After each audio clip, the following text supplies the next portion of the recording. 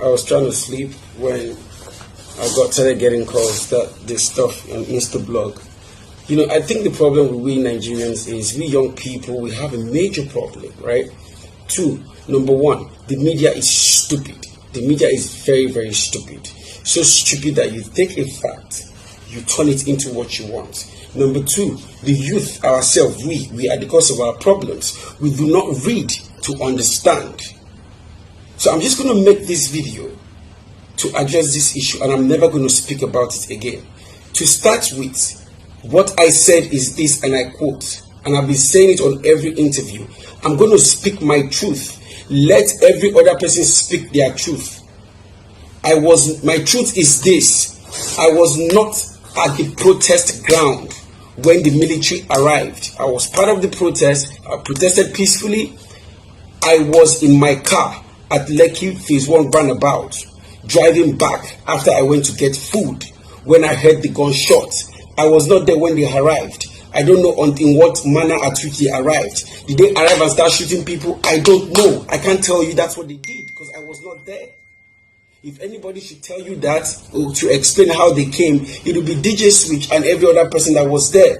Number two, were they shooting at people when they came or they were shooting to the cloud? I was not there. I don't know. I was in my car at the runabout coming back from where I went to get food. Number three, when I got there, what did I do? I saw people running everywhere.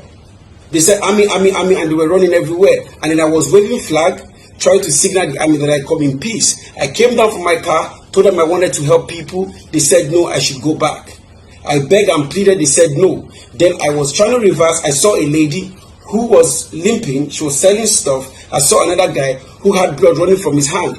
Apparently, they've been shot. These are the first two people I picked, and I threw them in my car. And I saw a third guy. I put him in my car, and I drove straight to the hospital.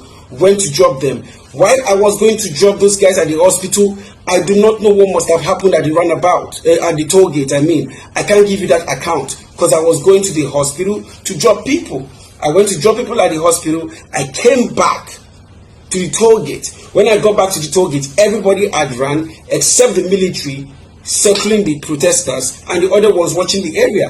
And I begged them to pick some more people. At first, they did not allow me, and I said I would not leave until they allowed me. And finally, they allowed me. I picked some more people, put them in my car, helped the ambulance carry some people to. Later, I finally took them to Bodylon, where I took more people to the initial hospital I took them to. They were not dead, they were alive, but they were wounded with bullet wounds, and I took them to the hospital. I came back to get more people, still to the hospital. Now, the question is, at the point I was doing this, did I see dead body? No. The people I carried to the hospital, the 13 people that I helped to the hospital, did they die? No, they did not die. If I say they died, that means I have to provide dead bodies of them. No, they did not die. Don't try and change my story. Does it mean that DJ Switch is wrong for saying people died? No, she's not wrong. She saw what she saw. She's giving account of her own statement. Let me give account of my own statement. Let me give account of my own facts. She was there. She was surrounded. She was there when they came and started shooting. She has a better story than me. I only played one role of saving people's life. The people that have been shot and wounded. Nigerians, should I tell you they died when they did not die? Are you guys daft? Read and understand. It doesn't change the fact that DJ Switch and other people made sacrifices there. It doesn't play less on their fact. But let my fact be my fact, because I want to say something that I'll be able to defend any day. Move fast forward. After the first 12 people I saved, there was a major fight, a war outbreak, somewhere around Lekki Aja axis, between the hoodlums and the police. And there was gunshot for 7 hours between the hoodlums and the police. That was a massacre. People died. And I moved over about 40 people to the hospital. Few of them did not survive. They died.